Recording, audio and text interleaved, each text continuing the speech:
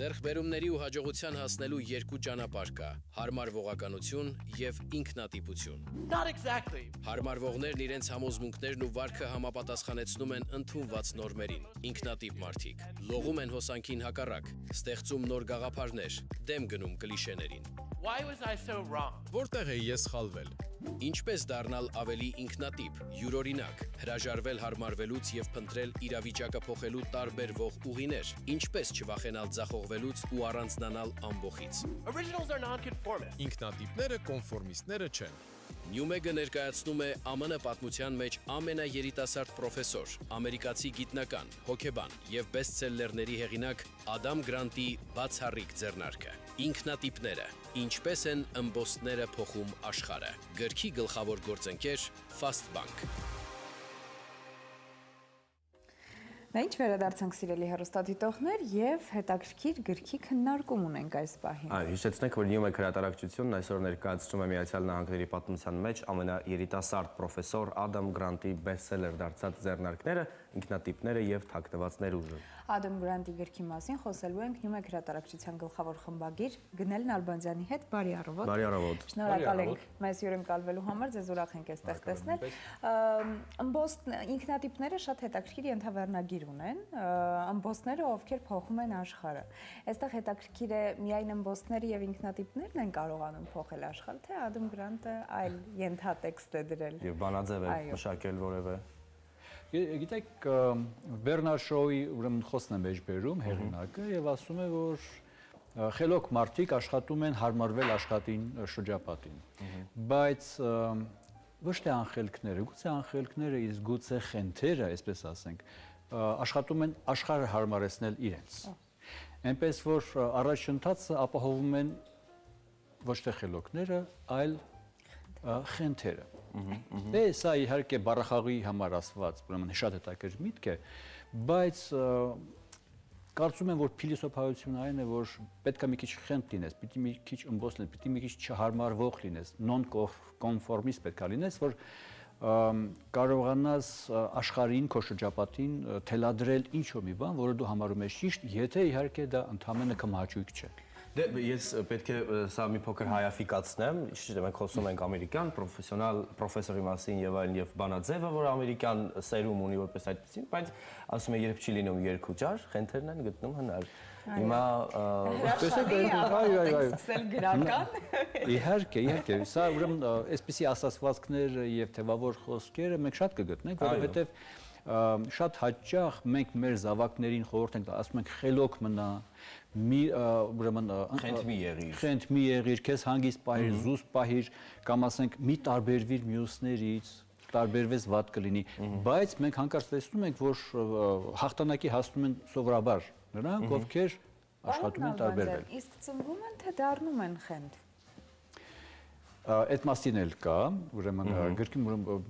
բազմաթիվ աշխատություններ են ուսումնասիրվել եւ բարեբախտաբար մեր հեղինակը հետևելով արևմտյան ավանդույթներին իր գրքի վերջում բերում է այն աշխատությունները, այն հետազոտությունները գիտական կարևորագույն, որոնց վրա ինքը հիմնվել է գիրքը գրելիս, այսինքն միայն իր կյանքի օրինակը չի եղել, դա կամ միայն իր շրջապատի օրինակը չի եղել, դա հաջորավոր ուսումնասիրություններ, որոնք ներկայացնում են ձեր հարցի պատասխանը, այսինքն այդպես ծնվում են, թե այդպես դառնում են։ Նախ եւ առաջ մարդիկ ծնվում են ինչ-որ գենետիկ համակարգով, որը կապ չունի բնավորության հետ, բայց շրջապատը երեխային դարձնում է ինչ-որ մի բան, ինչ-որ պրոդուկտ է ստանում։ Հետևաբար ես այն եմ, ինչ գենետիկորեն ես ստացել եմ իմ նախնիներից, բայց նաեւ այն եմ, ինչը ես կերտել եմ ինքս ինձ։ Հետևաբար բնավորությունը, խառնվածքը, բնույթը, էությունը եւ ձեռքբերովի է, եւ հնուց ի վեր եկող որևէ ձևով, սերնդեսերունդ փոխանցվող։ Բայց ամեն դեպքում մենք չենք կարող պնդել, որ նրանք, ովքեր դառնում են աշխարհի տիրակալներ, գենետիկորեն հակված էին դրանք։ Դա կլինի հակագիտական պնդում։ Այո, համաձայն եմ։ Այս ձեռնարկը ընթերցելով, խմբագրելով, պարոն Նալբանդյան, հետաքրքիր է, որ ինչ եք կարծում, որքանով մեզ կօգնի, որովհետև ամեն դեպքում միջավայրը տարբեր է, կրթությունն է տարբեր, այս դեպքում նաև ուսումնասիրությունների աղբյուրներն են, որպես այդպեսին նախ մտածողության մասին է տարբերությունը վստահ եմ։ Ինչ եք կարծում, ինչքանով է սա հայկական հայ ընթերցողի համար ինչ կտա հայ ընթերցողին։ Կարծում եմ սա ունիվերսալ է, ունիվերսալ ուրեմն խորհուրդների հավաքածու է, որի մի զգալի մասը, այդ խորհուրդների մի զգալի մասը, կարծես թե նպատակ ունի շոկի ենթարկել իր ընթերցողին, նաև ոչ հայ ընթերցողին։ Այսինքն նաև այն արևմտյան հարուստ, կիրթ, բավականաչափ հաստատուն կենցաղով ապրող ընթերցողին, որը սովորել է, որ բազմաթիվ ստանդարտ ճշմարտություններ, որոնցից մի մասը ըստ հեղինակի պետք է վերանայել։ Եվ պետք է վերանայել շուկայում առաջ գնալու համար, պետք է վերանայել ինքնատիպություն ձեռք բերելու համար։ Այդ դուք ինքնատիպ անձնավորություններ եք, ճիշտ է։ Յուրահատուկ իդեպ վերնագրի մասին մենք ահագին խոսել ենք, քննարկել ենք հրատարակչությունում։ Ինքնատիպ յուրահատուկ անկրկնելի տարբեր ուրեմն տեսակներ կարող են լինել, հոմանիշներ կան։ Մենք որոշեցինք կանգնել ինքնատիպների վրա։ Դու կարող եք ասել դուք յուրահատուկ եք, թե ինքնատիպ, թե անկրկնելի եք։ Մենք ես ինքնատիպ եմ։ Դուք ինքնատիպ եք։ Այո, ես ինքնատիպ եմ։ Լիլիթը մի փոքր ավելի վառ արտահայտչամիջոցներով ըմբոստ է։ Ես կարծում եմ, որ մենք 3 հատկանիշներն էլ ամեն դեպքում ունենք, կախված է նրանից, թե որն է ավելի վառ արտահայտված, կախված ըստ Ահա, այ հեղինակը խոսում է այդ մասին, որ ձեր ներսում եղած որևէ հատկանիշ դուք կարող եք ավելի խորացնել, ավելի հղկել, մշակել, բերել առաջին պլան, եւ եթե մենք ունենք թերություններ, այդ թերություններից մենք ոչ թե ամաչենք, այլ մտածենք, թե ինչպես է պետք հղկել այդ թերությունները վերացնել եւ վառ լույսի տակ ներկայացնել ոչ թե պարզապես թերությունները,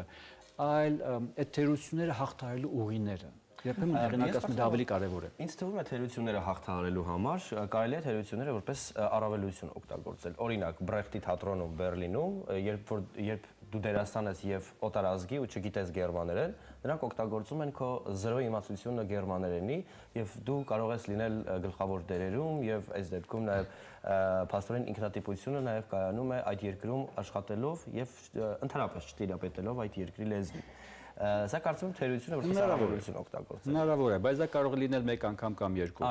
Եթե դու արտադրում ես ակնոց եւ այդ ակնոցը թերություն ունի, դու չես կարող այդ թերությունը ներկայացնել որպես առավելություն։ Դու ստիպված ես լինելու թերությունը ուրեմն շտկել եւ գտնել առավելություններ, որոնք հատուկ չեն քո մրցակիցներին։ Ահա այս մասին է հեղինակի ամբողջ պատմությունը, որը վերաբերում է եւ բիզնես աշխարհում ուրեմն գործող մարդկանց, եւ սոցիոլոգներին, եւ հոգեբաններին, եւ հասարակական կազմակերպություններ աշխատող մարդկանց, եւ սպորտսմեններին, եւ մեդիա ոլորտում աշխատողներին, ինչ անել մրցակցային դաշտում առավելություններ ձեռք բերելու եւ այդ առավելությունները զարգացնելու կատարելագործելու համար։ Պարոն Նալբանդյան, իրականում այստեղ ձեր խոսքից կարճեմ ու ասեմ, որ հեղինակը այստեղ առավելություն ունի մնացած մյուս մոտիվացիոն գրականության հեղինակներից, այսինքն ինքը գիտական փաստերի վրա հիմնված նախադասություններ ունի, մտքեր ունի գրքում գրված, այո, ուսումնասիրություններ։ Այստեղ արդյոք մոտիվացիոն գրականություն կարդացող մարդու համար դա կարևոր փաստ է եւ ինչքանով է կարևոր։ Մոտիվացիոն գրականությունը գուցե մենք սա առանձնապես չկոչենք մոտիվացիոն գրականություն, թեև մենք այդ նիշայում ենք դնում։ Բայց սա ավելի շատ հետազոտական, գիտահետազոտական եւ հանրամատչելի ուրեմն գրականություն է, որը ուղղորդում է բիզնես կառույցներին եւ պետական կառույցներին եւ հասարակական եւ հանրային կառույցներին, ուղղորդում է ներսում իրենց հարաբերությունները կարգավորելուն եւ հղկելուն, մշակելուն։ Այնպես որ այս գիտական հետազոտությունները մեզ կօգնեն, որպեսզի մենք նաեւ լինելով ուսանող հասկանանք, թե կոնկրետ մարդկանց օրինակներով բացատրում է յուրաքանչյուր երևույթի սպეციფიკան եւ ցույց է տալիս, թե ինչպես է հնարավոր առաջ անցնել մյուսներից։ Ընդ որում մյուսներին ծանր հարված չհասցնելով, որովհետեւ մենք չենք կարող շուկան ոչնչացնելով հասնել հաջողության եւ երջանկանալ։ Սա ընդհանուր համայնքի ներսում, հանրության ներսում գործելավոճի ինչ որ մի ուրեմն ստանդարտների փոփոխություն է առաջարկում այս անձնավորությունը, այս հեղինակը, որը հնարավորություն կտա ընդհանուր առաջընթացին, հանրային առաջընթացին եւ Միացյալ Նահանգներում եւ Հայաստանում։ Այնպես որ մոտիվացիոն գրականությունը կարող է անհատին կարող է ճանապարհ հարթել անհատի համար, որպեսզի նա վերափոխվի։ Այս տիպի գրականությունը ավելի շատ համայնքների, խմբերի, թիմերի, խմբագրությունների, բիզնես կառույցների, աշխատանքային արևելքում ասում են կոլեկտիվների համար շատ կարևոր ուղեցույց է։ Շատ լավ, դե ինձ թվում է ինքնատիպությունը միանշանակ ունի տարբեր դրսևորումներ, լինել անկրկնելի, դա արդեն ինքնատիպություն է, լինել որպես էմոցիոնալ բարձր ինտելեկտով մեկը, դա արդեն ինքնատիպություն եւ դրա հակառակը։ Ինքնատիպությունը դուք նախ շնորհակալություն հրաշալի վերնագիրը հայերի համար ընտրելու համար, բայց մենք ունենք նաև թաքնված ներուժը, որը էլի հրատարակել է Newmeg-ը, նույն հեղինակ Ադամ Գրանտից, եւ փաստորեն սրա մասին խոսում են ժամանակակից շատ մասնագետներ, հոգեբաններ, ինչպես բացահայտել մեր թաքնված ներուժը։ Այ ինչպեսի խորհուրդներ է տալիս հեղինակը։ Ձեր շրջապատում հավանաբար շատ են մայրիկները, ովքեր իրենց բալիկներին տանում են եւ լողի, եւ նկարչության, եւ երգեցողության, եւ բարի, եւ տարբեր խմբակներ են տանում, որովհետեւ ուզում են, որ իրենց զավակները ուրեմն տարբերվեն մյուսներից եւ փոքր տարիքում հասնեն Նյուտոնի մակարդակին կամ Մոցարտի ուրեմն ստեղծագործությունները կարողանան կատարել։ Որոշները ասում են հանգիստ թողեք այդ երեխաներին, որոշները ասում են գտեք թե նրան ինչը չի խանգարում, երբ միայն դա զարգացրեք նրա մեջ, որոշները ասում են ըստ տարիքի փոխեք երեխայի հետաքրքրասիրությունը։ Ահա այստեղ փոքրուց ինչպես դասերակել մեր զավակներին, որպեսզի ոչ միայն մենք չտանջենք նրանց, ոչ միայն մեր կորցրած հույսերը, որ մենք պիտի դառնայինք պարուհի, բայց մենք պարուհի չենք դարձել եւ ուզում ենք, որ մեր երեխան ստիպված լինի պարուհի կամ բալետային պարուհի դառնալ կամ ընդհանրապես կամ գիտնական դառնալ կամ ինչ-որ բան դառնալ։ Պարտադրում ենք այդ երեխային, իսկ նա հետո հայտնվում է, ասենք 10-րդ, 12-րդ դասարանում, մենք ասում ենք ոչ դու պիտի դառնաս ֆիզիկոս, նա ասում է ես ուզում եմ բլոգեր դառնալ, չէ՞։ Ուրեմն շատ հետաքրքիր աշխատանքների ժողովածուներ այդտեղ մեզ օգնում են հասկանալ, թե ինչպես չկոտրել երեխային եւ ինչպես նրա ներսում հաջողության հասնելու այդ մղումը չդարձնել անցանկալի ինչ-որ մի բան։ Այ վերջում եթե դուք տեսնեք, այնտեղ խորհուրդներ կան ծնողների։ Վերջին էջերը, եթե բացեք, տեսնեք թե ինչ հետաքրքիր։ Սա ծնողական ձեռնարկ կարելի է համարել։ Նաև ծնողների համար է, երեխաների երեխաների հետ աշխատանքը եւ մարդկանց հետ աշխատանքը, ինչպես դու գտակ այդ խորհուրդները, շատ հետաքրքիր խորհուրդներ են։ Ինչպես երեխային ուրեմն դասերակել եւ մանկապարտեզում, եւ ընտանիքում, եւ բակում, եւ դպրոցում, որպեսզի այդ երեխան կարողանա առողջ հարաբերություններ հաստատել իր տարեկիցների հետ։ Օրինակ ասենք, եթե դուք երեխային հեքիաթ եք պատմում այն մասին, որ ինչ որ մեկը հասել է հաջողության, սովորաբար այդպես լինում է, չէ՞, happy end-ով հեքիաթները սովորաբար լինում են։ Ապա ուշադրություն դարձեք եւ երեխայի հետ քննարկեք, թե այս մարդու այդ անձնավորության իր հերոսի վարքը ինչով է կապված նրա ստացած արդյունքի հետ։ Երբեմն կամ գուցե հաճախ մեզանում վարքը, մարդու վարքը եւ նրա ստացած արդյունքը իրար հետ չեն կապում։ Այլ ասում են, տես ինչ արդյունքի հասավ, բայց չեն ասում, թե ինչի շնորհիվ հասավ այդ արդյունքին։ Գուցե շատ աշխատելու շնորհիվ, իսկ գուցե պետք չի շատ աշխատել։ Գուցե պետք է աշխատել ոչ թե շիտ կամ ոչ թե շատ, այո, այլ գուցե պետք է աշխատել բավարար, այնքան ինչքան պետք է։ Եվ եթե ես շատ եմ աշխատում, գուցե ես սխալվում եմ, գուցե իմ էներգիան ես ուղղում եմ ուրիշ տեղ, գուցե ես սպառվում եմ։ Եթե քիչ եմ աշխատում, նշանակում է, որ ես նպատակաուղղված չեմ։ Ու պարոն Նալբանդյան, սովետական միությունում կարծում եմ այդպիսի տենդենց կա, ես չեմ եղել, բայց ամեն դեպքում իմ ծնողները կրելով սովետական միությունից հատկություններ, երբ մաթեմատիկայից ենթադրենք որևէ երեխա լավ չէր ու շատ լավ էր ենթադրենք ռուսերենից, անպայման գնում էին եւ տանում էին մաթեմատիկայի պարապմունքների, որը կարծում եմ այստեղ սխալ էր, որովհետեւ գուցե որպես պատիժ։ Գուցե որպես պատիժ, որի միջով ես անցել եմ, գուցե պետք է տանեի ռուսերենի, որովհետեւ լավ ստացվում էր ու պետք էր ռուսերենը զարգացնել այստեղ։ Տեսեք, այս գիտական միտքը, համաշխարհային գիտական միտքը ուսումնասիրել է այդ խնդիրները եւ գտել է եւ օրինաչափություններ եւ բացառություններ։ Այնտեղ կգտնեք միտք, որ մեր ուրեմն մեզ համար տեսանելի շրջապատում հայտնված մեկ Մոցարտին սովորաբար շրջապատում են հազարավոր Բեթհովեններ։ Խոսքը այն մասին է, որ կարող է մեկը լինել բացառիկ ունակությունների տեր եւ հասնել ինչ-որ հաջողության, բայց նրա շուրջ բոլորը կարող են լինել քրտնաջան աշխատանքով ինչ-որ բանի հասած մարդիկ, որոնք սեփական ճանապարհով գնացել են եւ ոչ թե բնատուր այնպես ինչ-որ ադամանդի պես ինչ-որ մի բան է, որ կարող ես այդ բնությունից վերցնել եւ ասել այս սա ինքնատիպ է, այլ իրենք իրենց հղկել են, մշակել են եւ դարձել են Բեթհովենի պես էլի հանճար, բայց ոչ Մոցարտյան թեթևությամբ, այլ ծանր աշխատանքով։ Այստեղ մեջբերում եմ գրանտի որպես այդպեսին մեջբերումը ես։ Այո, մենք ապրում ենք մի աշխարհում, որը կուրորեն հրապուրված է տաղանդով։ Մենք փառաբանում ենք շնորհալի աշակերտներին, բնատուր մարզիկներին, երաժիշտ հրաշամանուկներին, սակայն հիանալով իծնե առավելություն ունեցողներով, մենք աչքաթող ենք անում այն ճանապարհը, որը կարող ենք անցնել ինքներս։ Մենք թերագնահատում ենք այն հմտությունները, որոնք կարող ենք սովորել, եւ այն բարձր մակարդակը, որին հասնել կարող ենք։ Այո։ Սա ձեր ասած, ձեր միտքն է գրանտի փաստորեն ամբողջական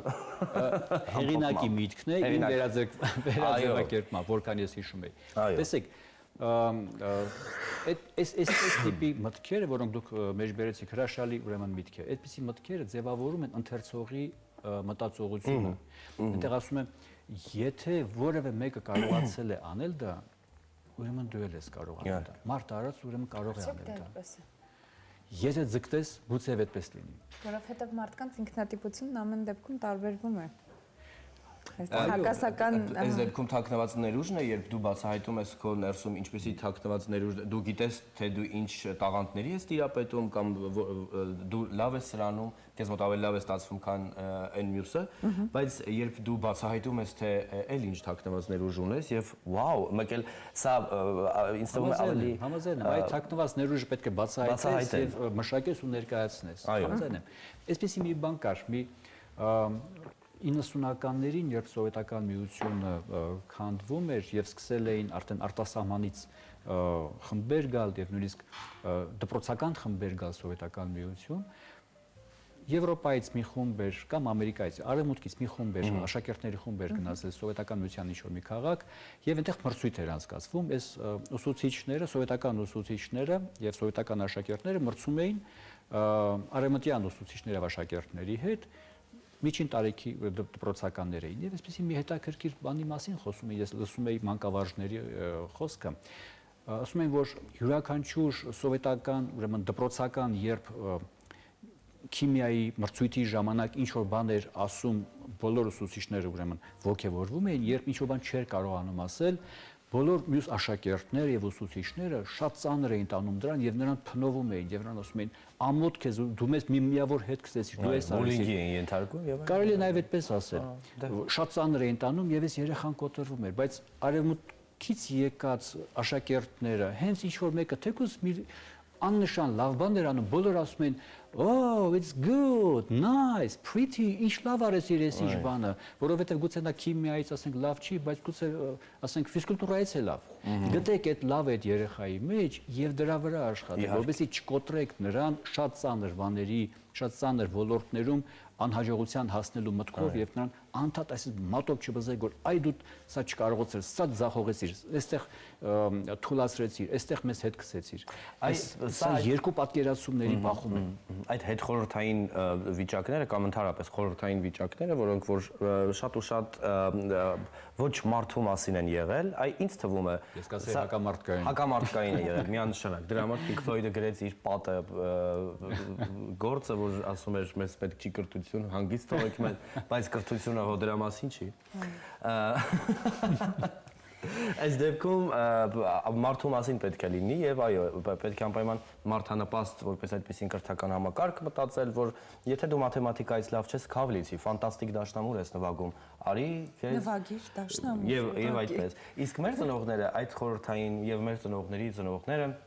այդ խորհրդային արժեքները գրելով իրենց մեջ փորձել են իրենց երազանքները զետեղել իրենց զավակների մեջ չմտածելով որ դրանք լրիվ առանձին վառ կամ ընդհանրապես անհատներ են, ովքեր որ ունեն իրենց սեփական ճանապարհը, փորձը կամ պետք է ձեռք բերել այդ փորձը։ Մենք մոռանում ենք երբեմն, որ մեր զավակները տարբեր մարդիկ են, ուրիշ անհատներ եւ ունեն միգուցե իրենց երազանքները, պետք չէ օրինակ ձեր երազանքները փորձել խցկել այդ մարդու մեջ, երևի դուք մտածում եք պետք է բժիշկ դառնայիք, բայց ձեր զավակը բացարձակ դրա մասին չէ, թողեք, թող նա դառնա այն, ինչին որ միտված է դառնալ։ Բայց նաեւ այստեղ կա մեկ ուրիշ հանգամանք, ծնողները չեն կարող իրեն զավակներին տալ բացարձակ ազատություն, որովհետև նրանք պետք է վերահսկեն եւ դպրոցը եւ մանկապարտեզը եւ շրջապատը պետք է վերահսկի, այսինքն երեխային կարող ես ազատություն տալ այն ժամանակ, երբ նրան տվել ես այդ ազատության մեջ կողմնորոշվելու հնարավորին չափ շատ մեխանիզմներ։ Եթե տվել ես ազատություն տուր, եթե չես տվել մի խեղդիր նրան, մի բռնասիր։ Որպես ամփոփում մեր հրաշալի զրույցի, հատկապես որ հատվածին ուշադրություն դարձնենք գիրքն ընթերցելիս։ Ես գիտեմ, որ շատ կարևոր է բոլոր հատվածները, բայց հատկապես ինչ խորհուրդ տամ, դա լավ հարց է։ Սա այն գրականությունն է, որ պարտադիր չի 0-ից 100 գնալը։ Այսինքն, եթե սկզբից չկարդացիր, ապա վերջում չես հասկանա, չէ։ Ես առաջարկում եմ հետևյալը՝ մեր ընթերցողներին։ Ձեզ էլ բացում եք գիրքը պատահական էջից, վերնագիրը գտնում եք, այդ վերնագիրը կարդում եք։ Օրվա խորհուրդ առանձին թեմա է, լրիվ ուրիշ սկիզբ է։ Մոտավորապես, իհարկե նույն ուրեմն համակարգի մեջ է, բայց առանձին թեմա է, ինքնուրույն մտածելու հնարավորություն է տալիս քեզ։ Եվ հետո մեկ ուրիշ գլուխ ես գտնում, կարդում ես։ Հետո դնում ես մի կողմ, մեկ ուրիշը կգտնես, կկարդաս։ Այսպես կարող ես մոզաիկայի պես գտնել տարբեր գլուխներ եւ կարդալ։ Ընդ որում որ ուրեմն գլուխը կարդացիր, ուրեմն թիրախին խփել ես, նպատակակետին խփել ես։ Շատ շնորհակալություն։ Բովանդակալից զրույց էր, առավոտյան իրոք մոտիվացիայի ալիք եկավ։ Մենք ամեն դեպքում կփորձենք այսօր բացահայտել մեր ինքնատիպությունը ինչու է կայանում։ Եվ որտեղը մեր թաքնված տերուշը։ Ամեն դեպքում շնորհակալ ենք շատ, պարոն Ալբանդյան։ Եվ շնորհակալություն ձեզ։ Մենք զրուցում էինք Նյումեկ հրատարակչության գլխավոր խմբագիր, մեր շատ սիրելի Գնել Նալբանդյանի հետ։ Այսօր հրատարակչությունը ներկայացնում է միանգամից 2 նոր բեսթսելեր։ Գրքերի հեղինակը Ադամ Գրանտն է։ Գրքերի գլխավոր գործընկերը Fast Bank-ն է։ Մենք արդեն դիտեցինք ինքնատիպները գրքի մասին պատմող տեսանյութը, հիմա դիտենք մյուս գրքի թրեյլերը, չհեռանաք էկրաններից եւ բաց չթողեք այս տեսանյութը, որովհետեւ այսօր շատ հետաքրքիր զրույց ենք ունենալու։ Այո, տեսանյութը միանգամից գովազդից հետո։ Այո։ Մենք ապրում ենք աշխարհում, որտեղ բոլորը սիրում ու հիանում են տաղանդներով, փառաբանում շնորհալիներին, հրաշամանուկներին, բացառիկներին, թերագնահատելով այն հմտությունները, որոնք բոլորին կարող են դարձնել ավելի հաջողակ ու ավելի լավը։ Causes us to overlook the distance that they're capable of traveling. Մենք հիանում ենք նրանց վերջնարդյունքով, բայց չեն տեսնում այն ճանապարհը, որն անցել են նրանք։ Եթե հնարավորությունն ու տաղանդը չկան, միշտ կարելի է բացել դրան տանող դուռը։ Գիտական փաստեր, ուսումնասիրություններ, տպավորիչ պատմություններ ու օրինակներ, որոնք դարձել են անսպասելի բացահայտումների աղբյուր։ I got interested in this topic personally because Մանկուց փորձում էի դառնալ ջրացատկորտ ու ներալով 0 տաղանդ։ Ինձ ասում էին, որ ես քայլում եմ ինչպես Ֆրանկենշտեյնը։ Մարզիչիս տատիկը կարող էր ավելի բարձր թռնել, իսկ ես առանց ցնկներս ցալելու չէի կարող ձգվել ոտքիս թաթերին։ Պարզ էր, որ սխալ մարզաձև էի ընտրել։ Եթե իմ ներուժը դատեի այդ մեկնարկային կետում, պետք է թողնեի սպորտը, բայց բացառիկ մարզչի օգնությամբ եւ մեծ ջանքի շնորհիվ ես հաղթեցի օլիմպիական խաղերի որակավորման մրցույթում եւ համապետական խաղերում։ Բնավորության կարևոր հմտություններ, ամենօրյա աշխատանք ու մոտիվացիոն համակարգ, որ կբացահայտի յուրաքանչյուրի ներուժը, թաքնված ներուժը։ Նյումեգը ներկայացնում է ամերիկացի գիտնական, հոգեբան, 28 տարեկանում դոցենտի կոչում ստացած ԱՄՆ պատմության մեջ ամենաերիտասարդ պրոֆեսորի բեսթսելլեր դարձած ձեռնարկը։ Ադամ Գրանտ, թաքնված ներուժ, ավելիին հասնելու գիտությունը։ Գրքի գլխավոր գործընկեր Fast Bank։ Բարի հեռուստադիտողներ, բարի առավոտ, վերադարձանք, շարունակում ենք մեր հետաքրքիր զրույցը։ Այո, դիտեցինք Նյումեկ հրատարակչության նոր գրքի Ադամ Գրանտի թաքնված ներուժի թրեյլերը, այս պահին շարունակելու ենք գրքի մասին հետաքրքիր զրույցներ։ Նյումեկն այսօր ներկայացնում է հոգեբան գիտնական Ադամ Գրանտի 2 գրքերը, մեր տաղավարում է Պարզից պարզ փոդքասթի հեղինակ Արա Չալապյանը, հենց նա է Նյումեկ հրատարակչությանը խորհուրդ տվել թարգմանել հայերեն, հրատարակել այս գիրքը։ Բարի առավոտ։ Բարի լույս։ Շնորհակալ ենք հյուրընկալվելու համար եւ շատ հետաքրքիր է թե ինչու որոշեցիք հենց այս գրքերը խորհուրդ տալ, որովհետեւ մենք էլ ենք շատ ուրախ այդ առիթով։ Շնորհակալություն նախ ինձ հյուրընկալելու համար։ Ես ինքս իմ ծանոթների, ընկերների շրջանակում հիմա հայտնի եմ դառել բացի ոդկասթը նաև նրանով, որ կանոնավոր ձևով գրքեր եմ կարդում, ամեն առավոտ ես գրքիր կարդալու ժամ ունեմ։ Եվ Ադամ Գրանտը իմ պատկերի մեջ հայտնվեց իր նախավերջին գրքով իրականում, որը կոչվում է Կրկին մտածիր։ Դրանից հետո դուրս եկավ Թաքնված ներուժը եւ ես կարդացի իրականում իր բոլոր գրքերը, հետ գնացի, վերջից եմ սկսել, հետ գնացի մինչեւ եւս 3 գիրք ունի, որից 2-ը էլի բեսթսելեր են, մեկը առաջինը կոչվում է Տալ եւ վերցնել, Give and Take, շատ խորհուրդ կտամ կարդալ, շատ հետաքրքիր է։ Թաքնված ներուժը եւ ինքնատիպերը թարգմանվել են եւ Կրկին մտածիրը եւս բավականին insightful անգլերեն ասում են, այսինքն բացահայտող գիրք է։ Ինչու մտածեցի, նախ ես մի ժամանակ մտածում էի, որ գրքերը պետք է կարդալ բնօրինակով, բայց հասկանում եմ, որ բոլորը չեն անգլերենով կարդում եւ Արտակի Նյումեգի կարծեմ ծմերային իրանց Winterfest-ներ ինչներ, այնց խոսացինք, ասացի, ոչ թե շատ լավ հեղինակ կա, մեր մոտ շատ չեն ճանաչում, բայց ինքը իրականում շատ հետաքրքիր անձնավորություն է, Պենսիլվանիայի համալսարանի Wharton բիզնես դպրոցի, որը աշխարհի լավագույն բիզնես դպրոցների երեակում է միշտ, նույնիսկ Harvard բիզնես դպրոցից առաջ է։ Ինքը այդտեղ 28 տարեկանում դարձել է ամենաերիտասարդ պրոֆեսորը, կազմակերպչական հոկեբան է Ադամ Գրանտը, եւ իր գրքերը բոլորը հիմնված են հետազոտությունների վրա, ինքս շատ հետաքրքիր ձևով օրինակներ է գտնում ու ոչ ամերիկյան օրինակներ, այս վերջի գրքում ինքը շատ հետաքրքիր օրինակներ ունի Ճապոնիայից, Չիլիից, էստոնական կրթական մոդելն է լավ ուսումնասիրել եւ համադրել նաեւ իր գրքի թեմայի շուրջ։ Ինքը շատ հետաքրքիր դեմք է, ինքը տարվա կեսը դասավանդում է, քանի որ ինքս դասավանդում եմ ամերիկյան համալսարանում, այդ մասով էլ է շատ հետաքրքիր։ Տարվա կեսը դասավանդում եմ, մի կեսը թողում եմ այն հետազոտության համար։ Շատ լավ, Ադամ Գրանտը շատ բարդ հարցադրում է անում, ասում է լինել ինքնատիպ գնալ հոսանքի ուղղությամբ, թե տարբերվող ու լինել ոչ հարմարվող։ Հետաքրքիր է, իհարկե սրանք բնականաբար կախված են նաև բնավորությունից, բայց ինչ որ մարդկային բնավորությունից եւ խառնվածքից, բայց գիտնականը եւ հոգեբանը մեզ ինչպեսի խորհուրդներ է տալիս, արդյոք որ հարցադրման հետևով առաջնորդվել լինել տարբերվող եւ ոչ հարմարվող, թե ինքնատիպ եւ ինքնատիպ։ Ես իհարկե հակված եմ ինքնատիպ լինելուն, թեպետ նաեւ ոչ հարմարվող եմ, բայց խառնվածքները տարբեր են։ Տակրիկի գիտնականի խորհուրդները ինչպեսին են։ Այգ ես Գրանտ որ կարդացի, ոչ մեկ Գրանտ, ուրիշ գրքեր էլ ես անգամանքների բերումով եկել եմ այդպես տարիքի, որ այդ գրքերում շատ հաճախ տեսնում եմ ինչ-որ բաներ, որոնց մեջով արդեն անցել եմ կամ դա պետք է անցնեմ, այդ իմաստով ինձ շատ հոգեհարազատ է, ու ձեր նախորդ հարցին էլ մի փոքր ավելացնեմ, ես շատ կուզեմ, որ մեր երիտասարդները անպայման կարդան, որովհետև շատ բացահայտող բաներ կան գրքերի մեջ։ Այդ ձեր ասած մասը ես եւս ապրել եմ իմ կյանքում, կարելի ասել, ես դպրոցում գերազանցիկ եմ եղել, մի քիչ տենց սովետական բանով որ ասում են, գերազանցիկը տենց լավ բան չէր, հա, ինչ որ բացասական կոնոտացիա կար։ Խնդրեմ։ Արդ որտեղ է արդարությունը, ասում էր Շիլլերը։ Չգիտեմ, արդարություն չկա։ Պետք չէ արդարության հետևից ընկնել, պետք է լինել ինքնատիպ։ Եվ ես դասարանում այդ փորձը ունեցել եմ, որ ամբողջ դասարանը օրինակ իմ դեմ ա եղել։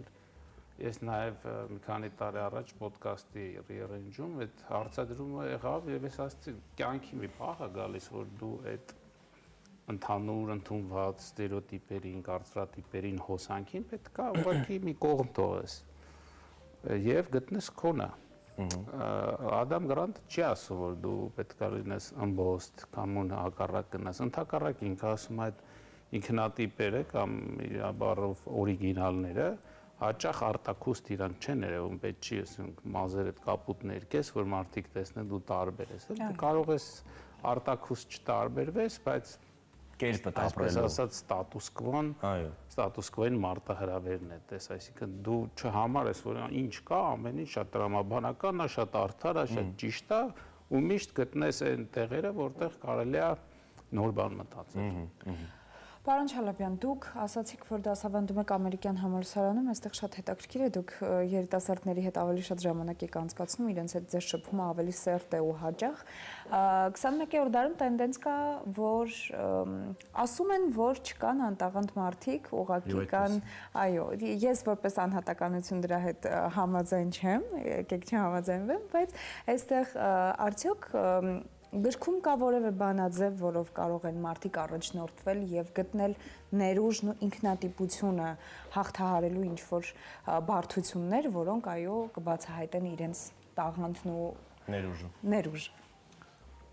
Բանաձև կա։ Նայեք, շատ լավ հարց է։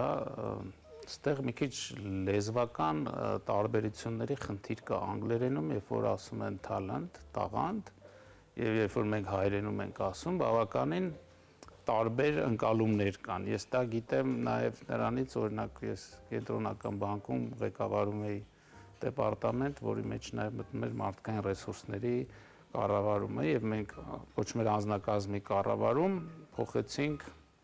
անձնակազմի եւ մշակույթի, բայց անգլերեն ասում են talent and culture։ Հայերեն երբ որ թարգմանում ես տաղանդ, մարդկանց մոտ բան առաջանում, դիմադրություն, որովհետեւ ասում են տաղանդը այդ Մոցարտներ, Բեթհովեններ, մյուս էլի սովորական մարդը ինչ տաղանդ։ Բայց անգլերենում տաղանդ իմաստը ավելի պարզ է, այսինքն բոլոր մարդիկ էլ ունեն ինչ-որ շնորհք, մենք դրան շնորհք ենք ասում, տաղանդ չենք ասում։ 200,000-ից ավել բարում է։ Այդ իմաստով ամեն մարդ էլ ունի այն տաղանդը, որը ինքը կարող է բացահայտել։ Գիրքը ինչով է շատ կարևոր կարծում եմ ու հետաքրքիր։ Ինքը ասում է ու գրքի նկարն էլ եթե նայեք ադամանդա, որը ինչ-որ լավայի մեջից է դուրս գալիս, թե ինչ, այսինքն ինքը միշտ չի այդ ադամանդը երևում։ Կամ օրինակ եթե երեխան լավ լսողություն ունի ու կարող է տաս իրան դաշնամուրի կամ երաժշտության, իր մոտ ուղղակի չստացվի։ Այն հենց գրանտի աշխատության կարևորությունը ինչու՞մ է, որ ինքը ասում է այդ մարգարիտը պետք է փորես որ գտնես։ Հենց չի որ դու դուրս եկար գնդակը տշեցիր ու դու մեկ էլ կդառնաս Ռոնալդո էլի։ Ու իրականում ես դե մենակ գրանտ չի շատ գրքեր եմ կարդացել, հիմա իմ մոտ արդեն այդ գրքերը այտենց նաև խառնվել են ինչ որ իմաստով, բայց շատ որ կարդում ես հետաքրքիր օրինաչափություններ գալիս են ու քո մոտ դառնում են որոշակի գիտելիք, հա։ Սպորտում իրականում կարևորը ոչ թե այդքան տաղանդն է, ոչ թե այդքան համառությունն է, այլ այդ կարևոր բան կա, որ տարբեր հեղինակներ ասում են, այդ թվում գրանտը դա դիսցիպլինան է։ Դե ինչքանով է մարզիկը կարողանում կանոնավոր ձևով Իսկ դա միայն սպորտում է դիսցիպլինան կարևոր, թե յուրաքանչյուր ոլորտում ամեն դեպքում դիսցիպլինան յուրաքանչյուր ոլորտում են մարզիկներ ուղղակի լավ այտենց մեր աչքին երևում են արդյունքը, հա, օրինակ հայտնի մարզիկը Մայքլ Ջորդանը, որը իր ֆիզիկական պարամետրներով չէր համապատասխանում աշխարհի լավագույն բասկետբոլիստի ընդունված չափանիշ, իր բոյը համեմատաբար կարճ էր 1.90-ից կողմերն են դա նույնիսկ քիչ, այն պարագայը, որ մյուսները 2.10, 2.20 ու գրանտը շատ հետաքրքիր կարողանում է այտենց դեպքեր գտնել, օրինակ իր գրքում պատմություն կա կույր կնոջ մասին, որը գրեմի է ստացել։ Ինքը որ գնացել է ընդունվի երաժշտական դպրոց, իրար պարզապես մերժել են, կույր է եղել։ Արդյոք սրանք են այդ գիտական հղումները Ադամ Գրանտի կողմից, պարոն Չալաբյան, թե որտեղ մենք խոսում ենք, նայեք, ինքը ոչ թե ինքը ունի եւ գիտական հղումներ, այսինքն որպես հոգեբան կա տակը հետազոտություններ ու սկսած Կանեմանից այդ մտածիր արագ եւ դանդաղ, չէ, Կանեմանը շատ հոգեբանների հիմք տվեց տարբեր գրքերում, իրան միշտ հղում են անում։ Կան տարբեր հետազոտություններ դրա մասին, Գրանտը խոսում է, որ օրինակ, չգիտեմ, մարդկանց հավաքել են ինչ-որ համասարանում, ինչ-որ պայմաններում, ինչ-որ խնդիր են տվել, բայց որ մենակ հետազոտություն կես պատմենք, գիրքը այդքան հետաքրքիր չի լինի, ինքը միշտ գտնում է լավ օրինակներ ու այդ օրինակները հետազոտությունների հետ դնում է ու քո մոտ դա ամեն ինչ շատ տպավորվում է։ Դե այո, մենք ասում ենք, որ ինքը բնականաբար փաստեր է առաջ բերում ուսումնասիրությունների հիման վրա է այս աշխատությունը, սա ոչ միայն մոտիվացիոն գրականություն է, բայց ինչպիսի գիտական հղումներ է բերում, որտեղից է օրինակ որպես այդպեսին օգտվել, ինչպիսի սկզբնաղբյուրներ ունի Ադամ Գրանտը,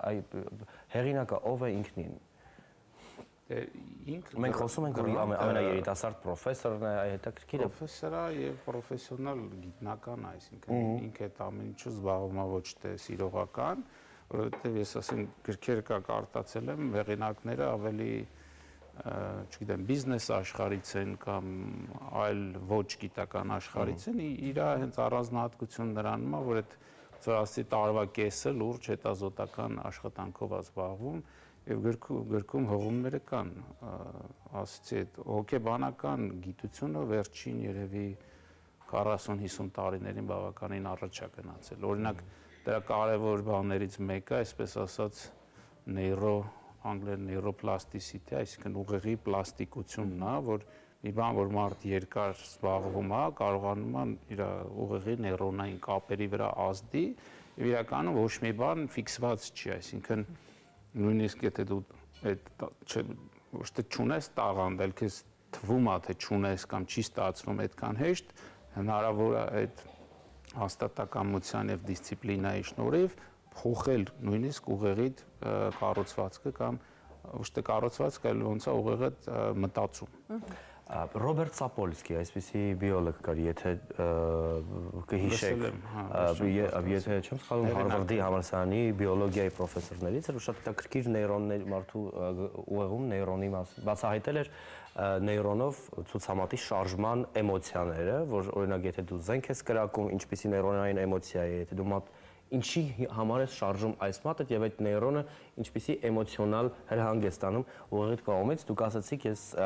հիշեցի նորից էլի ամերիկյան բիոլոգներ, շատ հետաքրքիր այս ամենը, անպայման պետք է կարդալ յուրաքանչյուր գիրք Ադամ Գրանտի, նաեւ խորհրդով պարոն Չալաբյանի եւ հետաքրքիր է պարոն Չալաբյան, մենք խոսում ենք նաեւ նրա մասին, որ դուք էլ դասախոս եք եւ շփվում եք ուսանողների հետ, որոնք են դասախոսի կողմից հետաքրքիր բանաձևերն ու կամ մեթոդները, որը որ կարող է բացահայտել ուսանողի ներուժը, այս դեպքում թաքնված կամ տաղանդը, որը որ նրա մասին ինքը չգիտի, ինչպիսի զրույցներ եք ունենում դուք դասախոս եւ ուսանող հարաբերություններում։ Ես այդ թեմայով շատ եմ մտածում, որովհետեւ դասավանդում եմ երևի 20 տարուց ավել, որից մի 13-14-ը համալսարանում եւ նույնիսկ մի անգամ դասի ժամանակ հենց գրանտը կազմակերպել էր on-line կոնֆերանս, որը դասի ժամանակ ես on-line միացրել եմ իմ ուսանողների հետ նայել ենք,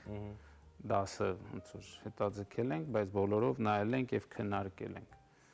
Այս գրքերը կարդալուց ես ձեզ ասացի, ինքս դպրոցում գերազանցիկ եմ եղել, ոսկե մեդալով եմ ավարտել, բայց իմ մոտ բաները շատ փոխվել։ Ես հիմա ուսանողների մեջ չեմ ման գալիս գերազանցիկներին, ընդհակառակը ես ավելի շատ ուշադրություն եմ դարձնում այն երեխեքին, այն ուսանողներին, ու քանի որ մագիստրատուրայում եմ, միշտ չի որ իրանք երեխա են, բայց մարդիկ, որոնք տենց ակնհայտ իրանց մոտ հեշտ չի ստացվում, ես փորձում եմ իրանց ավելի օգտակար լինել, իրանց ավելի մոտիվացնել, որ իրանք բացահայտեն իրանց կարողությունները եւ հաճախ օրինակ լսում ասում դե մենք ֆինանսներից ուժեղ չենք կամ մաթեմից ուժեղ չենք, մեզ հաշվի առեք, ասում բայց ոչ մեկս էլ ուժեղ չենք, ես չեմ ծնվել ֆինանսների գիրքը ձեռքից, եկել եմ համալսարան, սովորել եմ, նույն ձևի դուք կարող եք սովորել եւ ձեզ արդարացում մի գտեք, այլ հակառակը փորձեք գտնել ձևեր, եթե ուժեղ չեք, ուրեմն ավելի շատ պետք է զբաղվել։ Երբ որ օրինակ միջակ կարողություններով ուսանողը պրոգրես է ունենում, այդ պրոգրեսը իմ համար ավելի կարևոր է, քան այն մարդը, որին հեշտ է դա տրվում, ինքը արդեն գիտի, նոր բան չունես տալու։ Ես չէ որ ես ինձ անտեսում եմ, բայց այդ փոքր հաջողությունները են մարդկանց, ովքեր չեն ունեցել նախկինում, իմ համար բավականին կարևոր են, ես դրա վրա նաև շնորհիվ գրանտի գրածները ավելի եմ կենտրոնում։ Այո։ Իսկ դուք ինչ եք կարծում, ինչպիսի երիտասարդություն ունենք մենք, արդյոք ինքնատիպ են երիտասարդները այսօր։ Կարծում եմ բավականին փոխվել է մեր սերունդը, ես ինքս 4 աղջիկ ունեմ, տարբեր սերունդների եւ տարբեր մեծերը տարբեր մասնագիտություններ են ընտրել, փոքրները դպրոցում են, բայց իրանք բոլորը շատ տարբեր են, շատ ընդունակ են եւ շատ մեզանից տարբերվում են։ Պարոն Նալբանդյանը նշեց, որ նաև թաքնված ներուժը կարող ենք ծնողական ձեռնարկ կոչել ինչ որտեղ։ Ինչպիսի ինչ որտեղ չէ, հենց նաև կիրառություններից մեկը դրանում է, հետաքրքիր բան ասում, գրանտը ասում ու հետազոտություն կա դրա տակ դրած, գրաֆիկով ցույց է տալիս, որ այն երեխաները, որոնք մանկապարտեզում ավելի ճիշտ դաստիարակություն են ստացել, հետագայում իրանց եկամուտները ավելի բարձր է։ Ու ոնց է կապում, ասում է պետք չի երեխաներին մանկապարտեզում լեզու սովորացնել, հաշվել սովորացնել, կարևորը բնավորության գծերն է։ Պատասխանատվություն, սոցիալական շփման, սոցիալական շփում, նախաձեռնողականություն եւ կարգապահություն։ Այո։ Ու հետաքրքիր է, որ ասում մանկապարտեզի դպրոցը արդեն ուշ է։ Երեխայի բնավորություն հիմքերը դրվում է մանկապարտեզից։ Ես այդ գիրքը որ կարդացել էի, շատ էի աչուձախ ասում, որ մանկապարտեզներում է պետք երեխա։ Մեր մոտ հաճախ երեխաներին հենց փոքր տարիքից են սահմանափակում այդ չի կարելին եւ նաեւ մի կողմից էլ չհետևել, որ երեխան օրինակ շփվող լինի, որ երեխան պատասխանատու լինի, հա, մեր մոտ հակառակը երեխան գալիս է կամ մանկապարտեզից դպրոցից, բաժակը կոտրում է ու նայում է վրա, ասում է ես մեղավոր չեմ։ Օրինակ ես լսել եմ երեխայից, ասում բայց որտեղից էլի ով է երեխայի մեջ մտցնում մեղքի զգացումը եւ նաեւ պատասխանատվությունից խուսափելու որ ես մեղավոր չեմ նշանակում ես պատասխանատու չեմ չէ բաժակ կոտրեցի կներես որ կոտրել եմ հիմա մայրիկը ոչ թե սրանք հետ խորհրդային դա սովետական բարքեր եւ արժեքներ են որոնք ժամանակին չի կարելի այսպես պետք է անել դրանք համամարտկային են բայց մենք կարող ենք դրա վրա աշխատել որպեսզի դա բան փոխվի Գրանտը շատ ուսումնասիրել է էստոնական, ֆինական եւ նաեւ էստոնական կրթական մոդելների շատ հետաքրքիր բաներ կա, ես ուրիշ տեղերել եմ կարդացել, բայց ինքն էլ ավելի մեթոդիկ իր գրքի սահմաններում ուսումնասիրել, շատ կարեւոր է երեխաների հետ ոնց ենք աշխատում, ինչ ենք իրանց սովորացնում։ Շնորհակալություն, պարոն Չալաբյան, հետաքրքիր էր շատ։ Այո, շատ բովանդակալից եւ ամենակարևորը մեր գրացանկում ընդհանրապես հայալեզու հայտնվեցին երկու գրքեր՝ Ադամ Գրանտի ինքնատիպները եւ Թաքնված ներուժը, որը որ խորհուրդ է տրվում կարդալ բոլորին։ Այստեղ չկա որևէ մասնագիտական կողմնորոշում, չկա որևէ հստակ հատված ընթերցողի, այնպես որ բոլորի համար է անպայման կարդացեք եւ բացահայտեք ձեր թաքնված ներուժը եւ ընդհանրապես բացահայտեք աշխարհը գրականության շնորհիվ։ Եվս մեկ անգամ շնորհակալություն։ Մենք զրուցում էինք Պարզից Պարզ ոդքասթի հեղինակ Արա Չալաբյանի հետ, նա է Նյումեկ հրատարակչությանը խորհուրդ տվել հայերեն հրատարակել ԱՄՆ պատմության մեջ ամենաերիտասարդ պրոֆեսոր, գիտնական, հոգեբան ու բեսթսելերների հեղինակ Ադամ Գրանտի երկու գրքերը։ Գրքերի վերնագրերն են ինքնատիպները, ինչպես նաև ըմբոստները փոխում են աշխարհը եւ թաքնված ներուժը